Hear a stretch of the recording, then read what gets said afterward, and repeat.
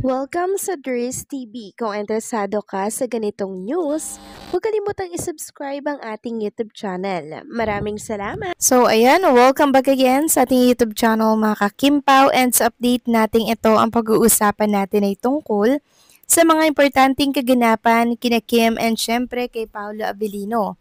Pero bago po ang lahat, maraming salamat sa inyong patuloy na pagsuporta at pagsubaybay sa mga daily update natin.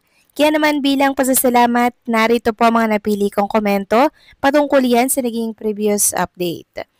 Una komento mula po ito kay Ginang Vivian Karaig. Sabi niya, "Hay nako Miss Der, so happy kami. Feel ko kasama ni Kim si Pau Pau. Dahil opening ng business niya sa SM Cebu House of Little Bani niya. Kudos Kim, super rich mo na, daming business mo. Still on counting, yes safe na, sound trouble, Lord bless them." Tama kayo dyan, Ginang Vivian Karaig. Feel ko rin kasama si Paolo Avellino kasi si Paolo po, sobrang tahimik ngayong araw po ng Sabado mga kakimpaw. Sobrang tahimik niya talaga, no? And ramdam ko din na si Paolo po ay kasama ni Chinita Princess kasi kahapon pa po si Kim Chu nasa Cebu. So bali mag 1 day na, no, pa 2 days bukas. So syempre, bonding moment na din dito po sa Cebu kasama po yung brother ni Chinita Princess and syempre sister ni Kimi na si Twinkle. Hindi niya po kasama dito si Ate Lakam niya mga kakimpaw, no, nakakasad lang kasi parang hindi pa rin po sila okay and still nag-heal pa rin po siguro itong si Kim and si Lakam. So, bigyan natin ng time mga kakimpaw, no? Ang saya sanang makita na kompleto po ang magkapatid sa opening ng House of Little Bunny. Kaso, sila-sila lang din po mga kakimpaw at wala si Ate Lakam. Pero okay lang yan. Maayos din po yan pagdating ng panahon. So maraming salamat sa komento, Ginang Bibian Karaig. God bless po at mabuhay kayo. At ang next comment naman mula po kay Ginang Corazon Carillia. Sabi niya dito, "Ma'am Ders, magkasama silang dalawa sa Cebu. Di kami naniniwala na di sumama si Paolo Abilino. Mag-o-open sila ng bagong business nila. Masayang-masaya kami Ma'am Ders at nakapanood na kami ng The Alibi and nag-live pa si Kim Chu sa Holb. Congratulations sa Kim Pao, sa daming bashers, ganon din karami na mga blessings nilang natatanggap. God bless you both Kim Pao and sa lahat na nagmamahal sa kanila and sa iyo Ma'am Ders, Kim Pao forever." Nako, maraming salamat po Ginang Corazon Carillia dahil lagi niyo po akong sinasama, no, sa inyong mga comment. Maraming salamat po, no? And tama po kayo dyan, maging ako, hindi ako naniniwala na hindi sumama si Paolo Avellino dito. Kasi syempre, opening po ito ng House of Little Bunny, bagong shop ni Chinita Princess, dyan po sa SM City, Cebu. Wala lang appearance si Paolo Avellino, pero ramdam natin, andyan lang yan sa tabi-tabi mga kakimpaw, knowing Paolo Avellino, super private na tao niya at ayaw niyang sumasama-sama siya sa mga picture, di ba?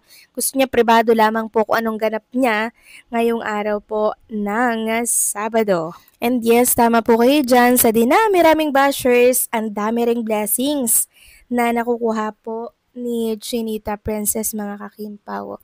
And nakakatulong din yung mga bashers na yan mga kakimpaw eh.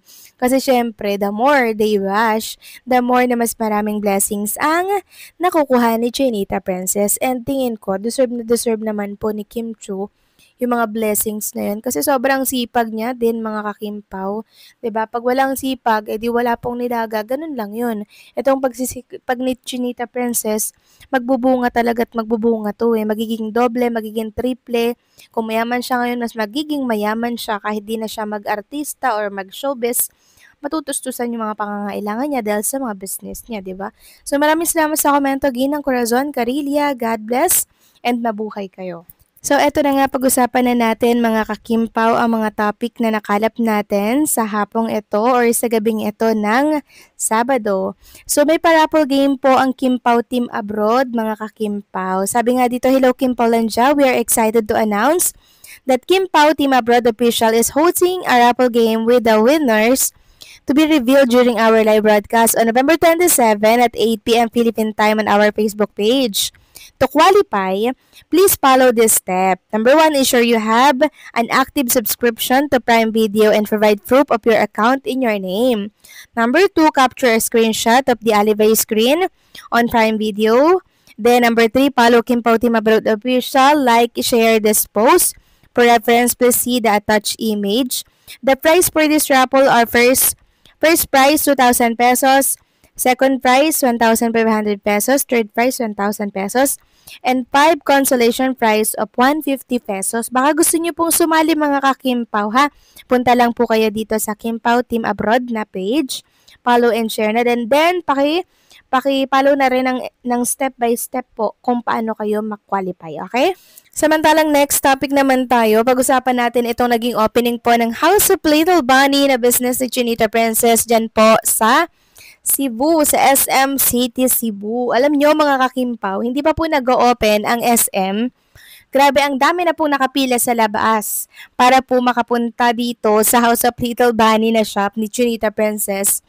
Sa SM, sa loob ng SM, grabe. Kaya pagbukas po ng mall, grabe mga ka-Kimpaw, talaga nagkakagulo sila.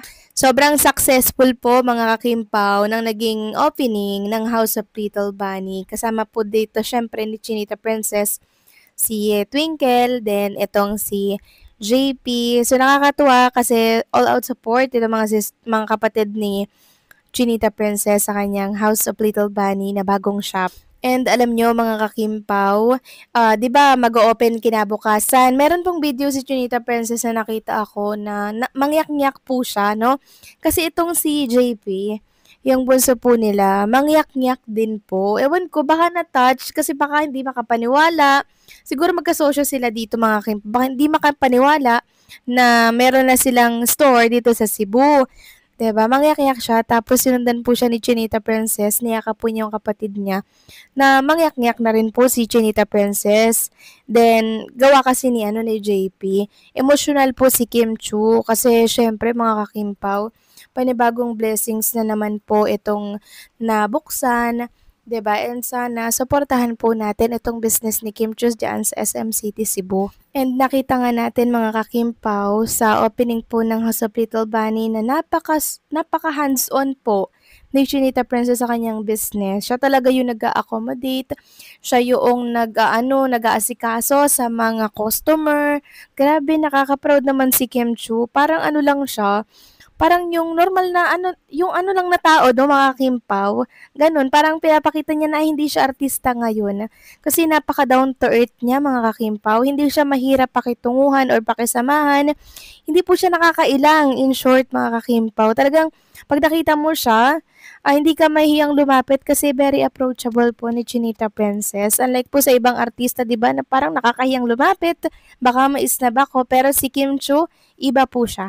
Kaya congratulations, Chinita Princess, sa bagong open mo na business dito sa SM City, Cebu. Huwag ka mag-alala, supportado ka ng mga Kimpaw fans. So paano mga ka-Kimpaw, hanggang dito na lamang po ang update natin. Maraming salamat sa patuloy na pagsuporta.